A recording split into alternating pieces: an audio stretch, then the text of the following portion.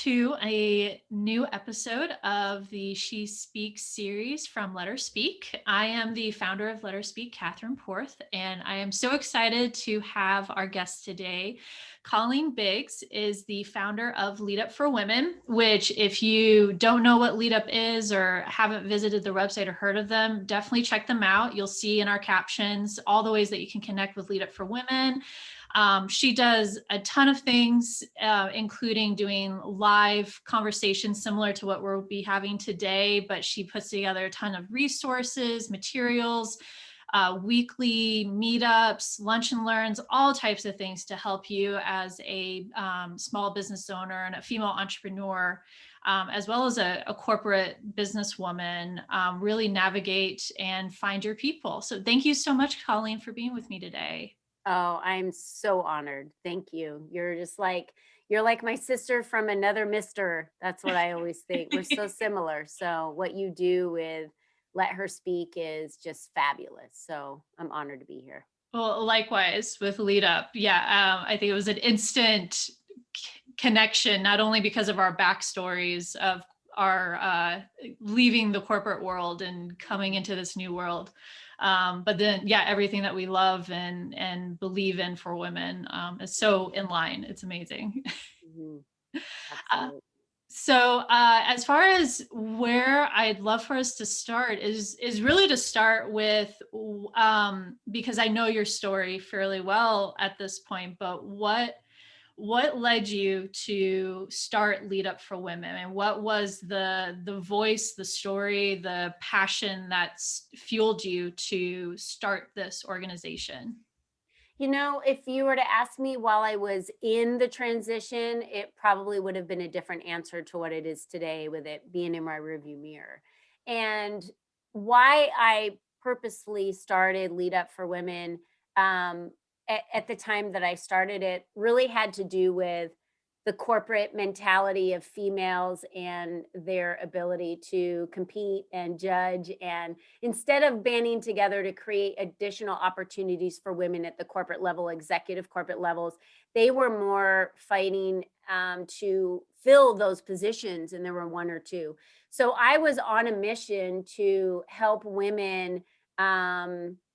Learn how to band together as a community of women and be able to not only have our voices be heard, because that was a powerful thing for me when I figured it out in the corporate world, not just promoting everyone around me, but stepping into the spotlight myself and having the self confidence to do that. It changed the game for my career. So I was like, I'm going to open up this women's organization and I'm going to teach women how to not be afraid to use their voices, feel like they're in a safe place with no competition, no judgment here. And I'm going to teach them how to negotiate for themselves at the corporate level, because I figured out the formula and was very successful in it. I had not figured out what entrepreneurship was. I didn't know anything about it. My husband's been an entrepreneur for years. I was really never an entrepreneur. But I look back, and many of the positions that I've been in with my corporate positions, I was really this island kind of person where I worked alone a lot. I loved teams, but I always fell into these positions where I was pioneering new places for the companies, right? Places they hadn't been yet, undiscovered land, I guess, or ideas in the company, which I loved and I thrived on, and then really fell into coaching and launching new businesses, which created my position of being able to support the success and dreams coming true for these entrepreneurs. So you couple that with the wanting of women to step in the spotlight and really have themselves be seen. And that's what you get, which is what Lead Up for Women is today. But I wasn't attracting the entrepreneurs or trying to at first. I thought I was going to work with corporate women. And then quickly the entrepreneurs were like, hey, we can get seen on these platforms. We can, host our own webinars. You're putting people in the spotlight constantly. And then as an entrepreneur, when I was running my own business, I realized like, woo, it's pretty lonely out here. Like how do you get in the spotlight? How do you be seen? How do you become successful as an entrepreneur, and becoming one and coaching one is way different. So I had a lot to learn in the first year and a half. And then after I built Lead Up for Women, I decided to branch off and start helping female entrepreneurs and take my skills of 18 years in the corporate world and apply it to help them build their businesses. So it was like this perfect storm. I love it. It's like amazing. Yeah. Yeah, and I love the story of because we always talk about whenever you're starting a business and you think it's going to look one way and you think your customers are a set group. One of the biggest things and journeys that you take as an entrepreneur is realizing that you sometimes have to change that, and your ability to adapt to that is really what can, and finding that, oh no, there's another audience that is much better for the services that I'm offering that I didn't even realize. And actually, establishing like, okay, I might have been incorrect and there's actually something else that's better out there for me, and actually going for that can sometimes be difficult, but it makes a huge difference in your business. Yeah, I think, Catherine, we definitely have to be, as females and entrepreneurs, we have to be open to all pathways and opportunities and understand that, which was hard for me to understand when I left corporate. When some doors were slamming in my face, it was kind of an insult at the level I was at and what I had achieved.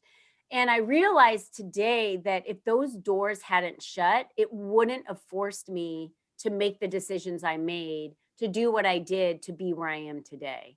So when we realize that, okay, instead of getting upset or angry or resentful about a door closing, and that, that was supposed to be my promotion and what happened, if we look at a door closing as an entrepreneur as, where am I supposed to go now? There's a reason that door closed. It was not by accident. What other door is about to open? And get more excited about that and seek out the opportunities and learn from the door closing rather than seeing it as a failure or getting in our own heads and playing that story that we're not enough or we're not worthy, just but believing that we can achieve anything. So there's a reason for that to happen, and there's a plan.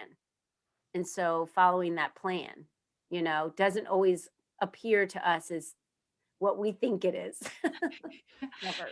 Yeah. Oh, no, absolutely not. No, the only surefire plan is that the plan is going to change.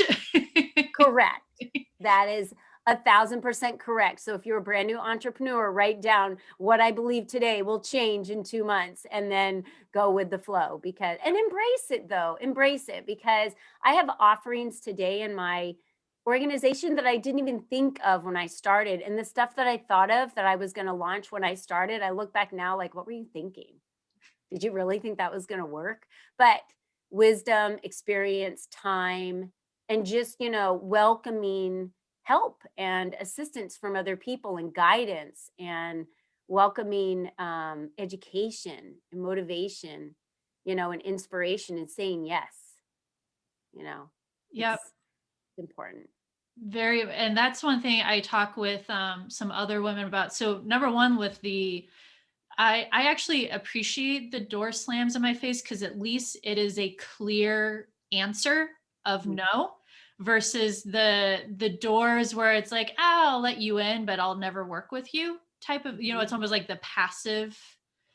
Being a salesperson, I always liked the firm no's because at least I know, okay, this isn't the right thing. Okay, let me go find something else then, because I'm going to keep looking for it.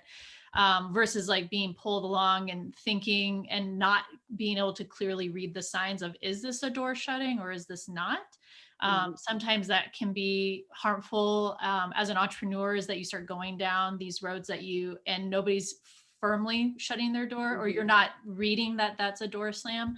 Mhm. But the same thing with surrounding yourself with people who aren't always the yes girl cheerleaders, but the Right. ones that are there to be very strategic and give you good feedback, Mhm. whether positive or negative, but giving you very helpful feedback that isn't just, yes girl, you're doing amazing. Yeah, I don't have any of those people in my life. I tend to not attract them or surround myself with them because people would see that if they were to give me that type of advice, they would see it as short-sighted, maybe, and failing, like to give me the truth that I've shared so often I can handle, right? So I love what you said about, the doors closing, but the perspective for some people on those doors closing is failure. The woe me, the victim. I'll never be able to make a business work. And it's right. If you absolutely believe you can't and all doors close on you, that is exactly what you will be attracting and manifesting, and it will continue to happen. And believe it or not, we have so much control over our futures and our realities. Like everything that's surrounding us today, we've absolutely created it, whether we believe we did or not. And so, surrounding yourself with the right people is essential in your success and your growth. If you do not surround yourself with people that fuel your fire, that believe in you, that believe in your change and your growth, and support you through your failures, help you learn your lessons, and that are there to tell you the truth and let you know if you're going down the wrong path, or if the choice that you're making is erratic and maybe it's not something that you've thought through, right? We need those people in our lives to challenge us, because if you are the popular kid and you're the smartest girl in the room, you are so in the wrong room.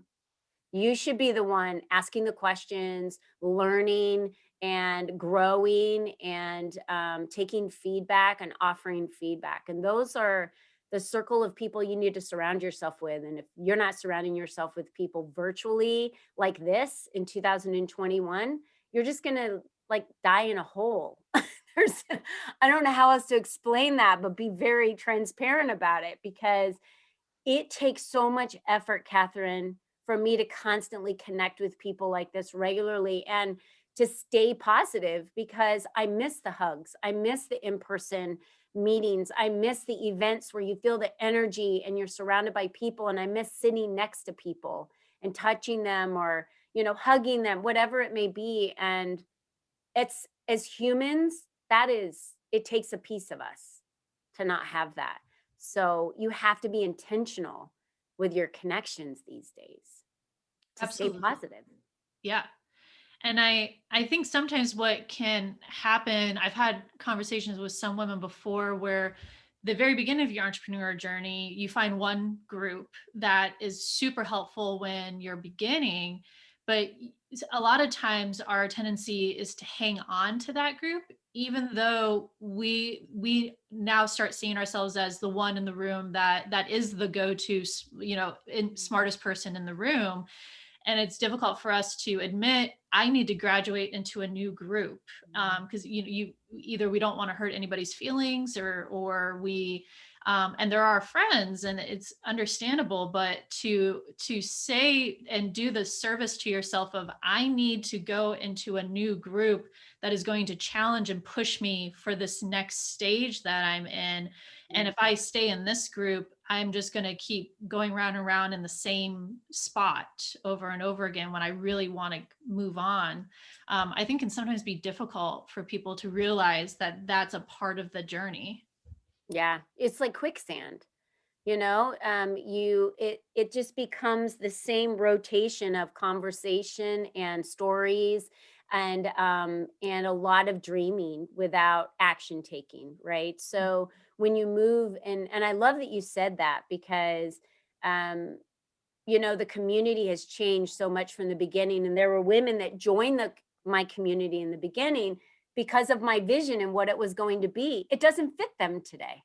So I welcome that they've moved on to a different group or decided to join a different community, because that also opened the door, because of the way I run things today and the entrepreneurs that I attract. Now I have a much larger percentage of entrepreneurs versus women that are in positions of executives at corporate. And that was on purpose. So we've changed our model quite a bit. So my current flow of community and the people in the community wouldn't fit somebody in that position. And but there are so many groups out there that it would. Yeah. And really your goal and my goal is about giving women the space, the platforms, and the freedoms to speak. I mean, I have it behind me, you have it behind you. We have the word speak in everything we do. And it's about females having a voice. And just like you, Catherine, in corporate America, I didn't always have a vote or a voice. And sometimes when I did, nobody listened to it, even though it physically, the voice came out of my mouth. They still didn't listen to it. Oh, yeah, absolutely. Yeah. Yeah. Which actually brings me to a question I have. So, both of us talk about women, giving women a voice, visibility, bringing awareness. And I know both you and I know that that can mean something very different if you're a woman in corporate America versus a woman who's an entrepreneur starting her own thing. How do you define the differences between what it looks like to be visible in the corporate world versus being visible in the entrepreneur world?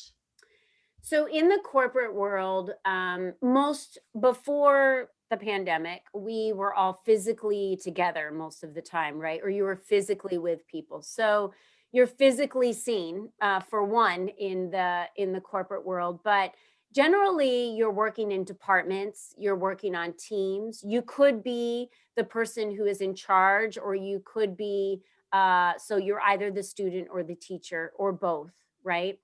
And what has to happen in the corporate world to be seen is we can have all the confidence in the world, which is confident in my skills, confident in my ability to follow through on my responsibilities, confident on for me to be loyal to the company or to get the deal, right? That women, we can get all that done. We have no problems with that.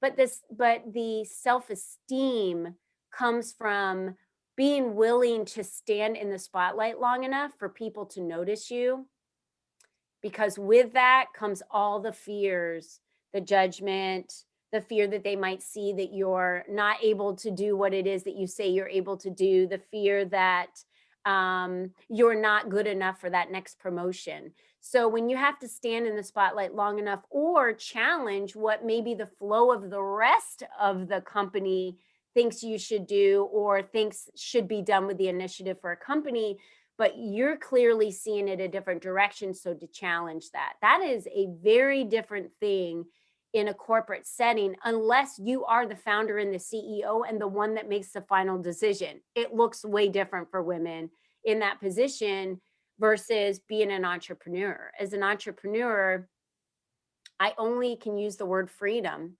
of not being held to a specific standard or held to a decision.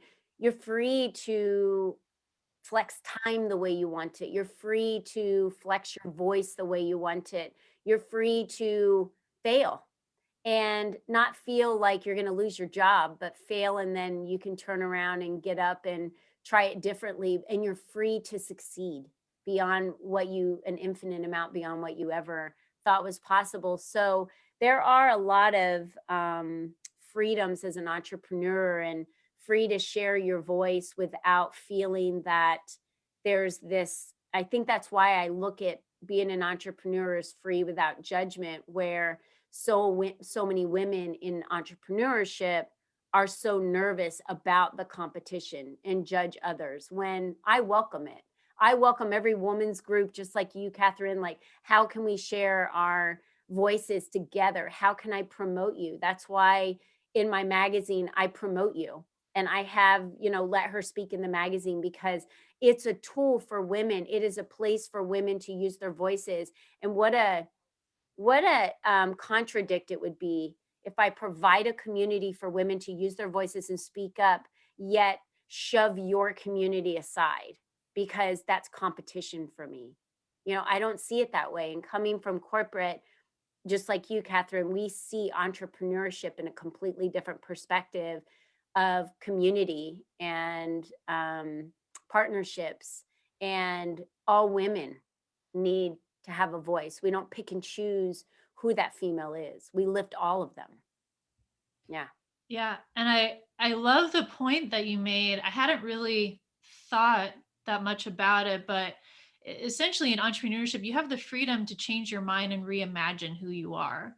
Mhm. And because you could launch one thing and realize, that's not the thing, and you completely redesign it, reimagine it, turn, pivot, the keyword for 2020, and you come up with something new, and people will accept it, Mhm. if it's the right fit and it's the right timing, and you have the right audience and all of that. Versus, I think back to my corporate world where, so I was, in commercial interiors, furniture, all that world.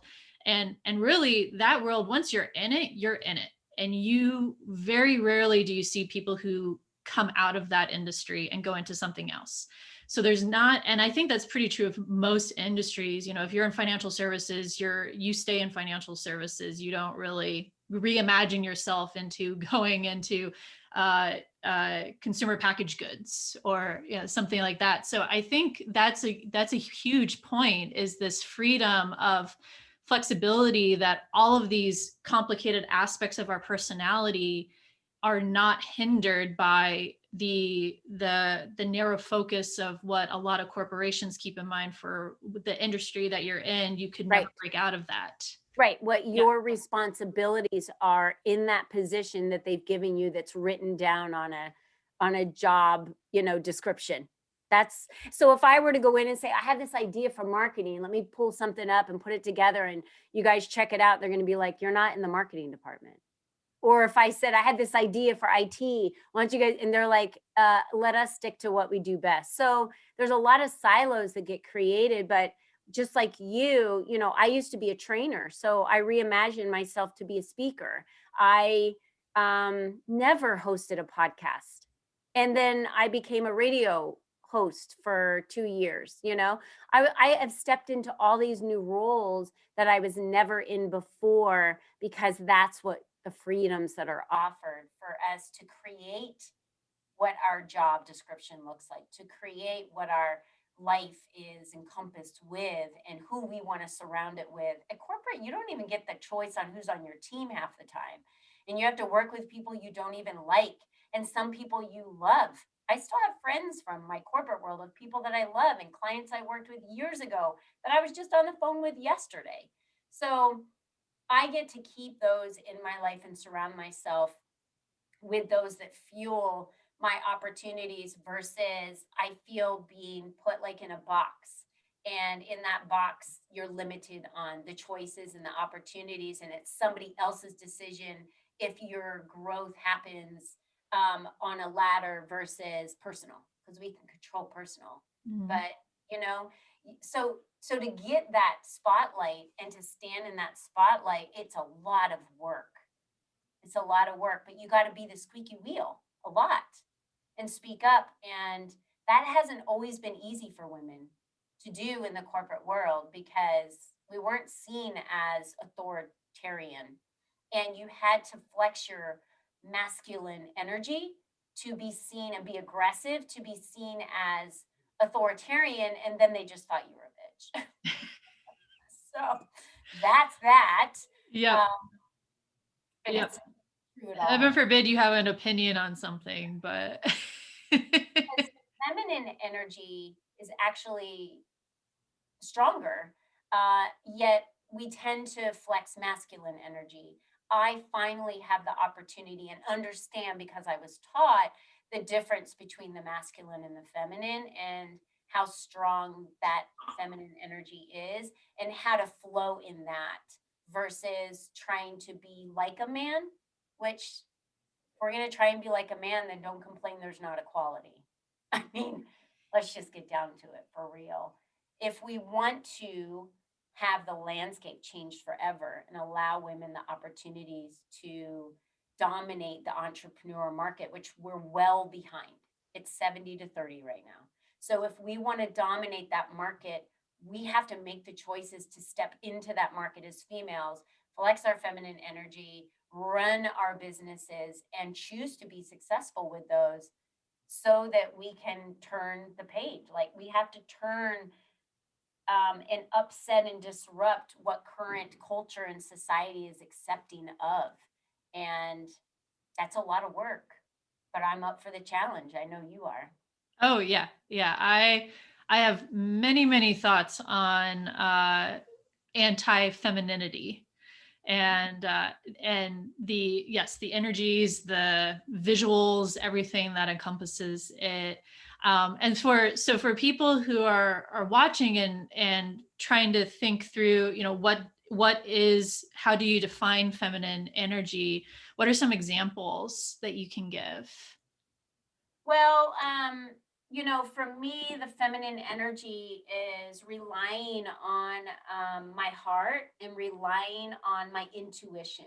As feminine, we automatically will pull to our intuition first, where a man will pull to an intuition second. So women have feelings and they get these strange intuitive hits, I call it. And it's like the when you think about something and immediately in 3 seconds, like Mel Robbins says, you have to react to it or your body and your mind and everything's going to start talking you out of it. Women have are very close in tune with that in our bodies. And so bringing the feminine energy forward is about being confident in my female body and not body shaming myself, confident in my female ability to be an authority as a female, and my ability as a female to have an effect on change, lasting change. In masculine world, we mimic and pull men's authority as the way that our voices are heard. So it's more about volume, and that type of authority. And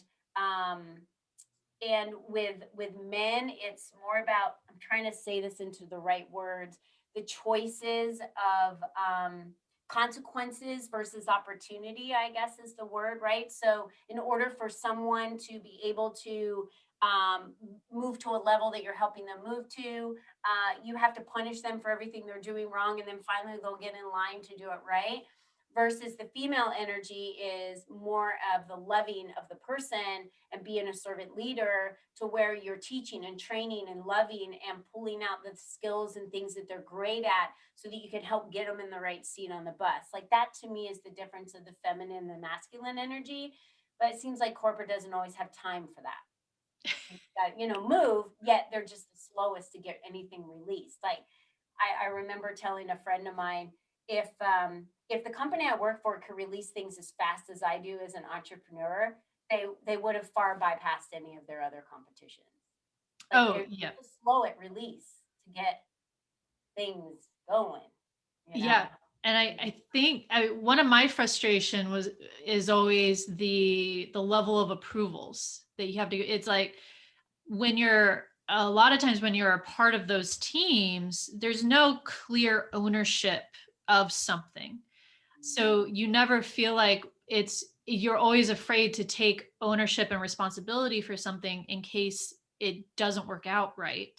And instead of having like a fail fast mentality, or, which as an entrepreneur, a lot of times you have to be like that, like, okay, this is going to fail, but we're going to learn something from it. And then we'll figure out something else because we can switch gears pretty quickly. But a lot of times when I'm still, talking with friends that are in that world, that a lot of times they're not willing to speak up and take ownership for it because the company would crack down on them so hard if their name ended up being attached to something that doesn't perform optimally. Yeah, that's so true. That's so true. I believe. I believe in that 1,000%. I was one of those that took a lot of ownership. I believed in ownership. I believe that the more ownership we take, the more free we felt. And so I was just that's why I said I felt like I was a lone wolf or on an island, because I was the first one to say, if I fail, like I'll take it.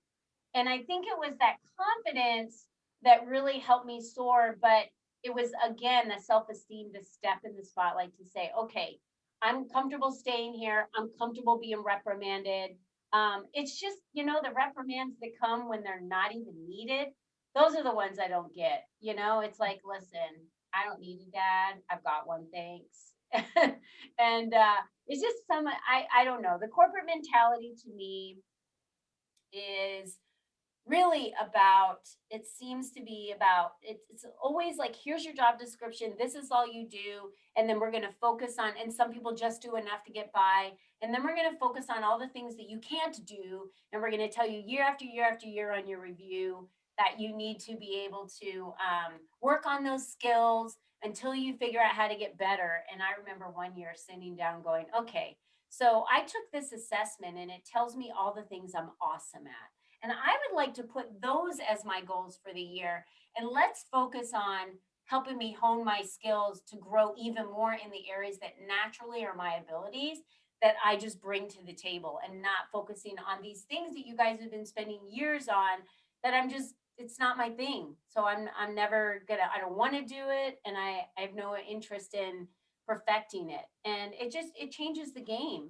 You know, when we focus on the things we're amazing at, and I failed as a mother at this. I wish I could go back, because when my children would come home, if they got A's, I never asked them, why do you love science and got an A in it? What is it about it you love? What lights you up about science? And then help them focus on more in science. I looked at social studies and was like, a D? Seriously? And then all the focus was on social studies. Well, they hated history. They still hate history, and nothing's changed. But if I just would have focused on the science and the math, which is why he became an engineer with one of them, I mean, the signs are there. We as humans tend to focus on the things that people don't do well. But if we overlook those and we really hone in and focus on the things they do really, really well, including our children, and we raise them that way, that it's sky's the limits for them. It really is. Yeah, I completely agree. We have you done the Strengths Finder ever, Yeah. or something like, yeah, yeah. Yeah. And I was raised in a household too where, I got a B minus once, and it was like all about the B minus, not the all the A's and then the one B minus. So and that's because I think it was in science, and I love science, but I don't like studying it. I like doing it for fun. And I ended up marrying a scientist. So, that's so it See? And works. they wonder why we've created a culture, which our parents have, we have as parents raising kids. We've created a culture of perfectionism Mhm. where you have to look this way, you have to feel this way, you have to act this way. And if you don't, you're the oddball out. Well, I say be the oddball out, be the one that stands out, because who do we notice in a crowd? We don't notice if the crowd is all wearing the same color. We don't notice any one of them. But if someone is wearing a red shirt in a sea of white shirts, we notice the one red shirt. So that's why speaking up and having a voice and being your own unique character and the person that you want to be seen as is so important in your life, and it will attract other people to you because they automatically feel that they can be themselves around you, which is a wonderful gift to give someone, to help them feel that they can just be their authentic self without any judgment or something they need to live up to, but just be them, whatever that looks like. Yeah. Yeah. And I think, it happens in both the corporate world and in the entrepreneur world.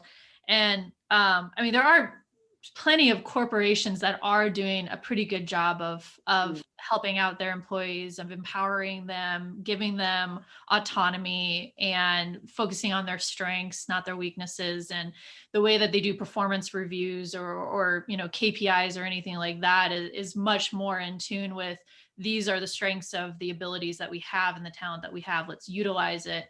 But what you mentioned too about always having to be the perfectionist and looking to all the areas that you got the D in, as entrepreneurs, I mean, that is so easy for us to automatically do, of looking at women that are in our same area and seeing it more as, oh, she's doing all of these things, I probably should do all of these things too, because I'm in the same industry as she is, without taking a step back and thinking, no, my uniqueness and my voice and my characteristics and my skills, I should really be doing these things. It's different and that's good. That's a good thing. And it's like, for one thing, like there's a lot of people that do, a lot of stories where they're featured on their stories and they're talking to their stories and stuff. And it's like, that's personally not my personality. Mhm. So, having to step back and say, well, I love that all of these women are stepping up and performing and talking on their stories. And that's a big way that they connect with their audiences. It wouldn't be authentic for me to do that. So I don't, I had to talk myself into, I'm not going to do this because it's not going to come across as me being me. Right.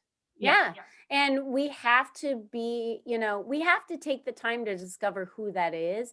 And then we have to be solid and strong and good with what that is and understand that you really can't let yourself down unless you're trying to be someone else. Because if you're just being yourself and someone else doesn't like that, it really has nothing to do with you. It always has to do with the other person. If someone doesn't like it, that I offer the opportunities I do, and they tried something or failed or doesn't like me for some reason, let's say. I don't want to talk about that. I don't get offended by that. Like I said, if someone unsubscribes or jumps out of my group to be part of another group, there was a reason why they needed that other group. And I look at it as, I'm so happy I served you for the time that you were here. And thank you for allowing me to spotlight you. Thank you for allowing me to have you be part of my life for the amount of time you were. Because, I mean, let's face it, people will pass through your path, sometimes for a very short amount of time, or sometimes for a very long amount of time. And my goal when someone comes into my path, and I usually mention it to them, I think I'd even mentioned it to you, Catherine, was there's a reason why you're here and there's a reason why we met. So let's figure out what that is and utilize and enjoy the journey while we're here together. Because we don't know how long that's going to last and what the purpose of what we're gaining or learning from it. It could be someone I needed to put you in contact with. It could have been an event you needed to attend that you wound up meeting someone or got a different opportunity that took your business in a totally different direction 3 years from now. We don't even know the depth of what that goes to, but I do know this, and I had to run a couple marathons to realize it. One prepared, one not prepared. It's the journey that matters. Because the marathon I ran when I was prepared wasn't near as fun, and I didn't see what I needed to see when I ran it not prepared. Because that took me twice as long to do it, but I got to see and meet so many people that I was just tunnel vision because I was focused on the end goal, and I didn't didn't get to see the beauty of the race. So focusing on the beauty of the journey and your self-discovery and finding your voice and what that voice means and what that voice can mean for somebody else, is really why we're here and why we met. Yeah. You know? Yeah, absolutely. I always say that if sharing your story, regardless of where you are in your journey, because every so often I'll get a woman that will say, "Well, I'm not quite where I want to be. I don't know if I should really share, because I feel like I haven't done a whole lot yet." And my answer is always, you have a story that is going to connect with somebody out there, and it's going to resonate with somebody, and that's really all that matters. You don't have to get a million followers. There's much more that can happen, and much more personal change that you can inflict by just connecting one-on-one versus one to a million people. Yeah, I had a lady tell me once that she didn't want me to interview her because she didn't have a story. And I called her and I said, my 18-month-old granddaughter has a story. Like, you are in your 30s, you have a story, and you deserve to tell that Hmm. story. So we all have a story, and we all get the choice to what our story looks like and how we write that moving forward. It really is our choice. And when you really believe it in your heart that your destiny is based on the choices you make and how you plan to, go through that journey, then it kind of becomes fun. It's not all work. It's like I am smiling today and in a really good mood because Tuesdays are like some of my favorite days. We started off with a webinar. I'm being interviewed on Let Her Speak today. I I am so excited to work with the women I work with.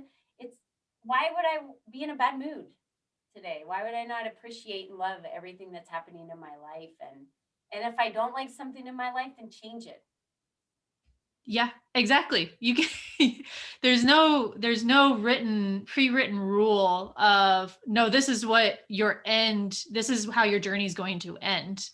That's entirely untrue. And the one thing that so the episode previous to this one, we were talking about approaching life and people and everything around us with a view of curiosity versus fear.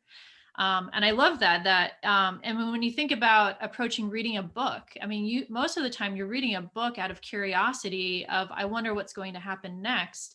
And yet we don't do that with our own lives a lot of time, of instead of being excited and curious of what's going to come next, a lot of times we're fearful of what might happen to us. And so I love that it connects really well with exactly what you're saying too, of you get to write your own story. Yeah, you do. And so I just, want to let every female know out there that Catherine and I'll speak for Catherine, we all believe in you, and we all know that you have a voice, and we believe that you have the power to share it. And you have a story. We all have a story, and we want to welcome you in any fashion to step up and share that story and be confident with it, because it doesn't matter what anyone else thinks. It's your story, you know? Exactly. Yep. Yeah. Nobody has a story like yours. Mm-mm. No, you're unique. You're the only you that's ever been. You're the only you that will ever be. Yep. Done. So the last question that I want to ask you is, what at the end of the day, at the end of this journey, this book that you're writing, what is the culmination and the summary of the legacy that you want to leave behind?